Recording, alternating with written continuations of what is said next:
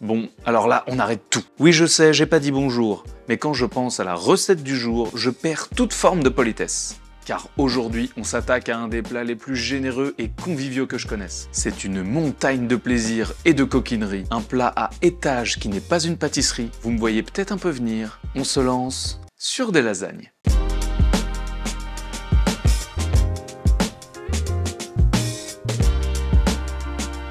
Oh, tiens, une recette italienne. Ça faisait longtemps? Oui, bon, bah j'adore ça, qu'est-ce que vous voulez? Chez moi, ma copine a un problème avec ce plat. Elle trouve le ratio temps de préparation et engloutissement pas fou du tout. Mais comme c'est moi qui fais à manger, finalement, on a vite trouvé un terrain d'entente. Et oui, ce plat demande un petit temps de préparation pour être le plus savoureux possible. En plus, aujourd'hui, on se fait la pasta maison, donc il faut se préparer un peu, mais franchement, la tête de vos invités lors de leur première bouchée vaudra réellement le coup. On va s'attaquer à 3 préparations. Le ragoût, les pâtes et la béchamel. Franchement, vu comme ça, c'est easy, non? Eh ben alors, sortez vos laminoirs et vos cocottes, car aujourd'hui ça dépote. Et on commence par l'une des étapes les plus importantes, les pâtes maison. Évidemment, si vous êtes un peu pressé ou que vous n'avez pas de laminoir, vous pouvez prendre des pâtes à lasagne déjà toutes faites. Je ne vous en voudrais pas. Enfin pas trop. Pour mes petits warriors qui font les pâtes maison, on commence par faire un petit puits avec la farine 00. On vient ensuite ajouter les œufs entiers. La règle est super simple, c'est un œuf pour 100 g de farine, une petite pincée de sel et on vient mélanger tout ça à la fourchette. Pour commencer, c'est ce qu'il y a de plus simple pour réussir à ramener de la farine dans les œufs progressivement. Attention à ne pas casser le puits, sinon tout va s'échapper. Je le fais sur un plan de travail parce que c'est un peu plus classe, mais en vrai ça fonctionne très bien avec un récipient. On continue à ajouter toujours un peu plus de farine dans notre petite pâte, et vous allez voir, plus on avance, plus ça commence à s'amalgamer tranquillement. À partir de ce moment-là, j'aime bien utiliser un coupe-pâte. En donnant des petits coups de lame comme ça permet à l'œuf de bien s'incorporer, et surtout de ramener beaucoup plus facilement la farine de l'extérieur vers le centre. À partir du moment où vous commencez à avoir une boule comme ça, c'est bon signe. En revanche, préparez vos petits avant-bras parce qu'il va falloir pétrir pendant 10 minutes. Alors attention, quand je dis 10 minutes, c'est pas « Oh, ça doit bien faire 10 minutes là », c'est plutôt « Ding !» Et ben voilà, ça fait 10 minutes. Et oui, si vous ne pétrissez pas assez la pâte, elle va se déchirer au moment de l'étaler. Vous voyez sur le dessus, quand il y a encore pas mal d'irrégularités comme ça, c'est que c'est pas fini. Donc on retrousse ses manches à nouveau, et c'est reparti pour un tour. Moi j'aime bien appuyer fortement avec la paume de ma main, en avançant vers l'avant. Un petit quart de tour avec la boule de pâte, et on recommence. Ça permet vraiment d'hydrater toute la farine. Et voilà. Au bout de 10 minutes, vous avez cette belle boule de pâte bien élastique. On la couvre avec un film alimentaire pour éviter qu'elle ne sèche. Je vous conseille déjà de lui donner une petite forme un peu plate, ça sera plus simple pour la suite. Et voilà, ça part pour 1 heure de repos au frigo. C'est le moment de passer au ragoût. Aujourd'hui, on va le faire mijoter longtemps pour lui donner une saveur incroyable. Pour la base, on va se la jouer sofrito classique avec un oignon jaune. Vous n'êtes pas obligé de le couper finement car j'ai une petite surprise pour vous. En revanche, si vous ne voulez pas de la surprise, il faut le couper très finement avec le couteau. Et hop, on débarrasse proprement dans une petite plaque. Que serait le sofrito sans le céleri? Eh ben pas grand chose. Donc on ajoute 2 jolies branches et c'est pareil. On les coupe grossièrement. On ajoute ensuite 2 magnifiques carottes. Si vous êtes une petite feignasse comme moi, je vous conseille de vous munir de carottes bio. Comme ça on garde la peau. Et évidemment, comme pour ses petits amis, on la coupe grossièrement. Vous vous demandez toujours ce que c'est que la surprise, hein? C'est pas pour tout de suite, car on doit d'abord ajouter un peu d'ail. Un petit coup sec de la paume sur les petites gousses pour enlever plus facilement la peau. On enlève la base de la racine. On me pose souvent la question par rapport aux germes si je l'enlève ou pas. Eh bien ma réponse c'est que la vie est trop courte pour s'embêter à l'enlever. Bon bah voilà, on a notre jolie petite base aromatique. Alors que voilà la surprise. Et oui, aujourd'hui on ne s'embête pas à couper finement, on va le faire au mixeur. Ça va nous permettre d'avoir des bouts très fins et du coup d'avoir une sauce incroyable. Évidemment, on veut pas de la soupe, alors on donne juste des petites impulsions.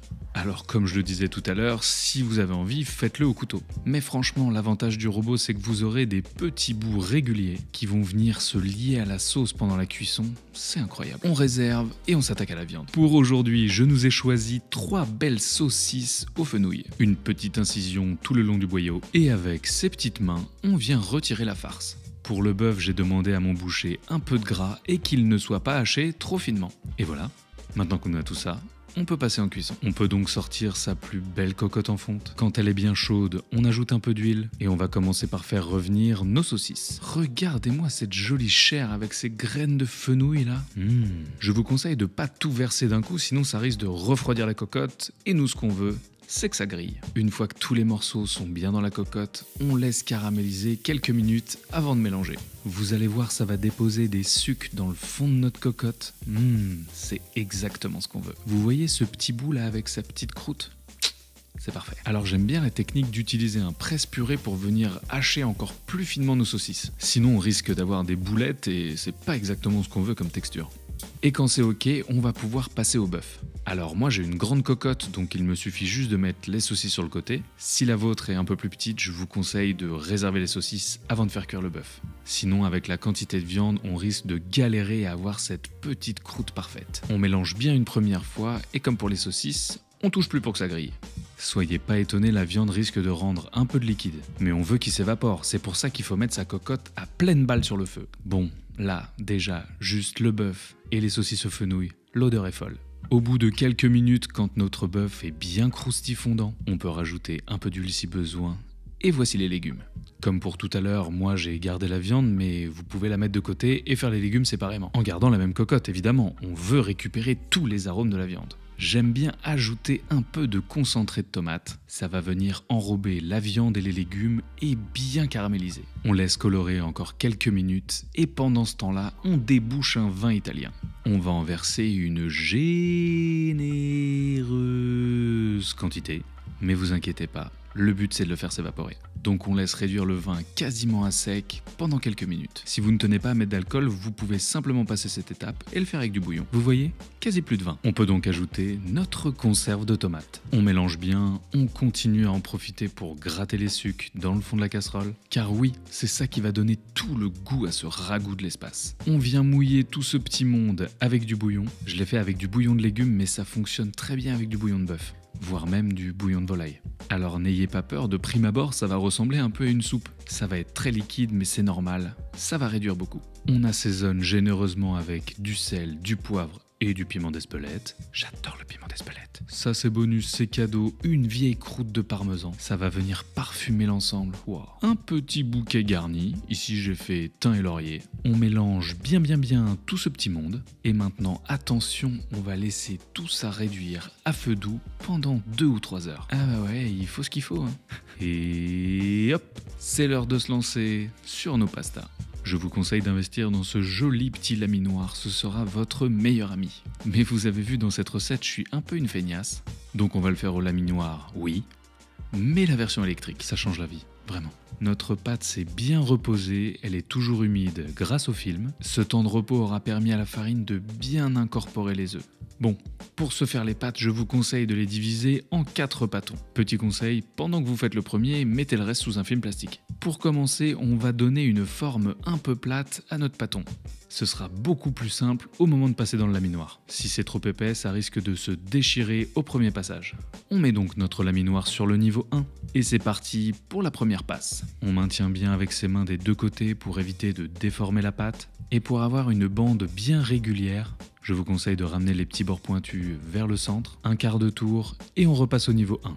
Ça permet simplement d'avoir des extrémités un peu plus régulières. Ensuite, c'est juste un jeu de patience. On passe la bande au niveau 2, puis au niveau 3 et ainsi de suite jusqu'au niveau 6 pour aujourd'hui. Comme je vous le disais tout à l'heure, il faut être bien régulier dans le déroulement, sinon ça risque d'étendre et de déformer la pâte, et on utilise le dos des mains pour éviter de la trouer. Évidemment, c'est comme beaucoup de choses dans la vie, c'est une question d'entraînement. Petit point important, je suis tout seul sur cette vidéo, mais si vous êtes plusieurs, c'est beaucoup plus simple. Et beaucoup plus fun. Une fois que la bande est prête, on peut l'étaler sur le plan de travail, faire des morceaux de la taille de notre plat. Et oui, c'est ça qui est cool avec les pâtes maison, c'est qu'on les fait de la taille qu'on veut. Vous pouvez empiler ces petites merveilles, mais attention, pensez à mettre de la farine entre chaque couche, sinon ça va coller.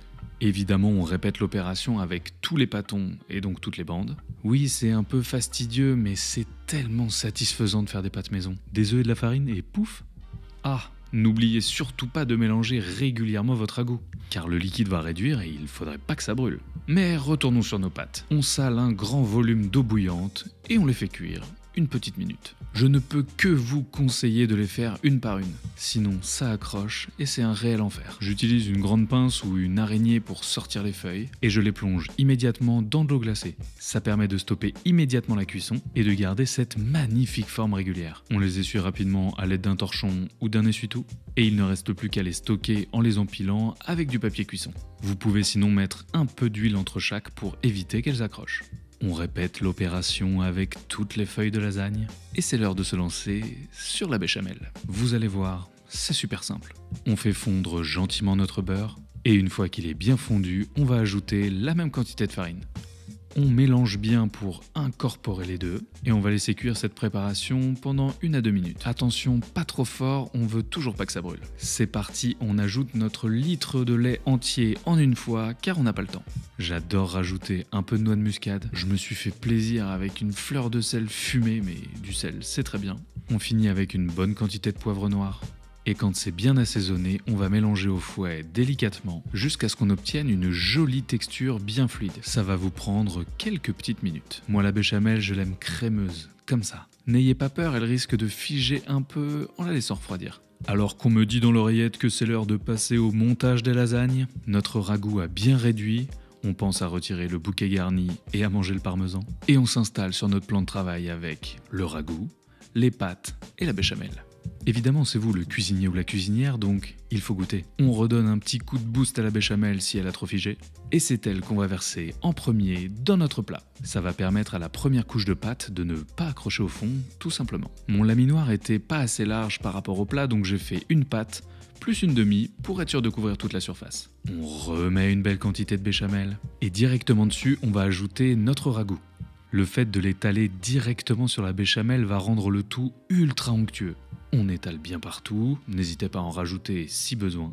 Et attention mesdames et messieurs, la star de la recette, le parmesan. Vous venez me claquer un déluge de cette petite merveille partout sur cette couche de lasagne. Soyez pas radins, hein. Des lasagnes c'est généreux. Bon, si vous avez compris cette première étape, vous avez tout compris. On répète ce qu'on vient de faire jusqu'à atteindre le haut du plat, ou si tout bêtement on n'a plus de viande ou plus de pâte. Pour le dernier étage, je vous conseille de mettre la viande en dessous et la béchamel par-dessus. Un dernier déluge de parmesan. Et on mélange grossièrement, comme ça permettra à la viande de bien croustiller. Non mais matez-moi ce plat de dingue! C'est maintenant parti pour 1 demi-heure à 45 minutes, en fonction de la taille de votre plat, au four à 180. Et une fois la cuisson terminée, vous pouvez appeler vos invités. Regardez-moi cette petite beauté. Les petites feuilles qui dépassent sont bien croustilles. Le dernier étage a pris une jolie couleur. Il ne reste plus qu'à se découper des jolis petits pavés de lasagne. Prenez une large spatule histoire de garder les étages intacts. Et matez-moi cette gourmandise. La viande parfaitement confite mélangée à la béchamel et intercalée dans ces magnifiques feuilles de pâte. Alors oui, on y a passé du temps, mais franchement, ça valait le coup. Bon, honnêtement, est-ce que vous n'avez pas méga la dalle maintenant?